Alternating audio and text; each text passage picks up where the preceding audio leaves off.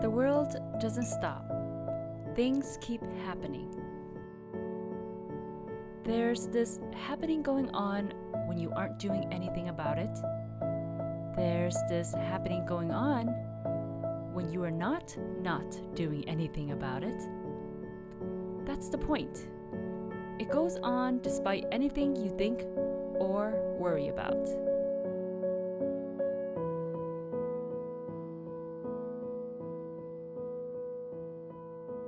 So why not slow down today and just enjoy making yourself a nice cup of coffee? If you're looking for a quick tip type of video, this video is not going to be it for you. I'm introducing slow living into your life to encourage a more mindful lifestyle and for us to reconnect with each other, for us to reconnect with ourselves, and especially with this earth, this world that we live in. These are going to be some of my favorite ways on how I prepare Vietnamese coffee. This is going to be a combination of what I've learned growing up and also ingredients that I enjoyed today. So, why do you think you enjoy coffee so much? Aside from the caffeine boost that we usually need in our mornings, it wakes up our senses, make us feel alive, bring us into the present moment, or it brings us together with others. You don't always have to think about your worries when you're in that moment of sipping a nice hot cup of coffee. It's a moment of solitude. Sometimes we forget to give ourselves permission to slow down our day before we start it. I don't usually reach for a cup of coffee in the early morning, but when I do, I like to enjoy the process of making it. One of my favorite memories growing up was watching my mom make her coffee and seeing how much she enjoyed it afterward. It then became one of my favorite ways on how to make Vietnamese coffee. There are 3 ways you can enjoy Vietnamese coffee. The first one I'm going to introduce is called cà phê đen. This is one of my mother's favorite ways on how she prepares her coffee. Here is a Vietnamese coffee press I will be using. It comes in 4 pieces. This is often placed over a small cup or glass.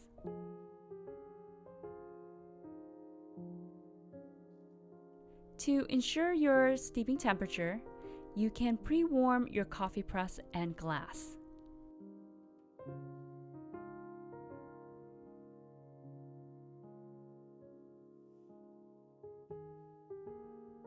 There are 2 common coffee brands used amongst Vietnamese households.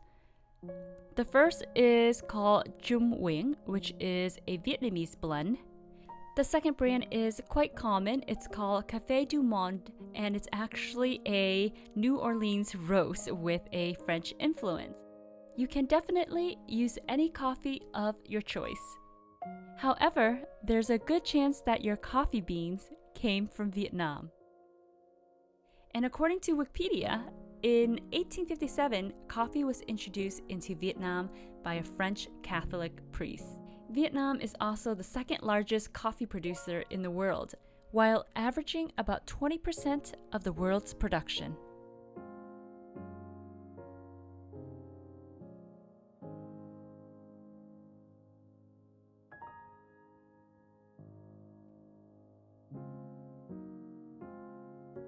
For the coffee measurement, I usually use between 3 to 4 spoonfuls.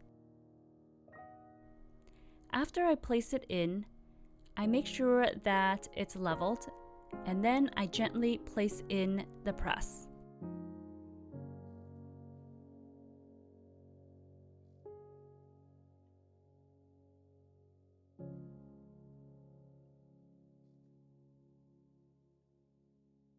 Next, I would take out a tall glass and fill it up with some ice.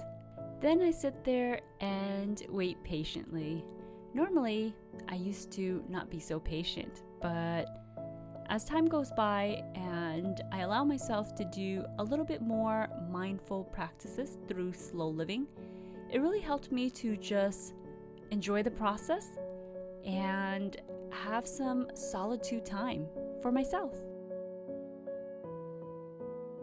After the coffee is done, you can take the cap down and place the coffee filter on top. Then you can add in some raw cane sugar or a sweetener of your choice, and any amount depending on your preferences. Mix it up and pour it over the ice. The ice will dilute the strength of the coffee, but that's what makes it so simplistic and strong.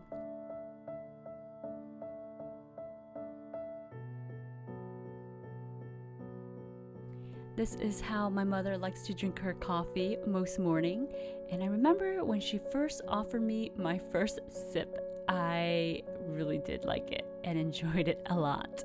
So now I'm going to introduce to you the way my dad likes to make his coffee. It's called cà phê sữa đá.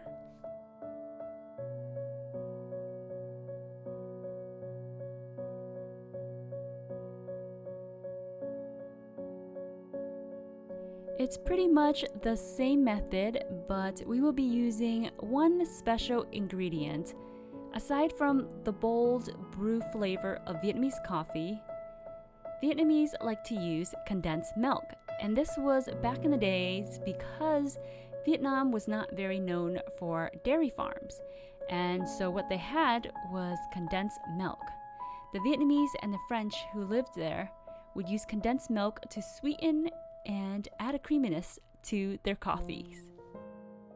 Today, I'm keeping my coffee dairy-free, and so I found this delicious condensed coconut milk from my local supermarket. After that, I would continue the same method, brewing my coffee over the condensed milk. I find this to be very sweet, and so I just like to use a spoonful in my cup.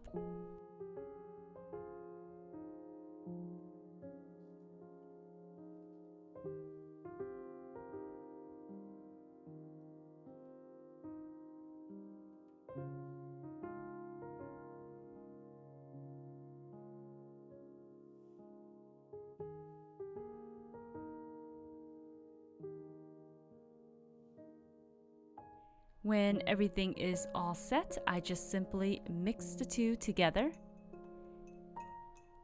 And I find it quite satisfying to pour it over the ice. I just love that sound of the ice swishing around in my glass.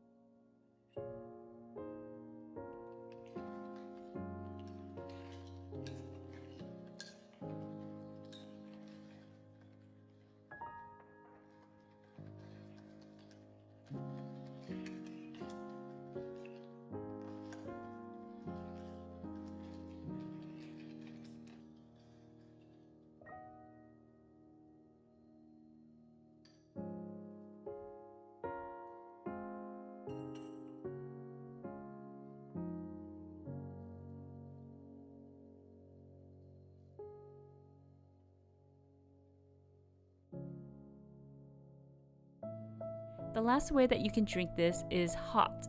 After mixing the condensed milk, you get a nice, bold, strong flavor. It's quite satisfying, and it would definitely give you a kick in the morning.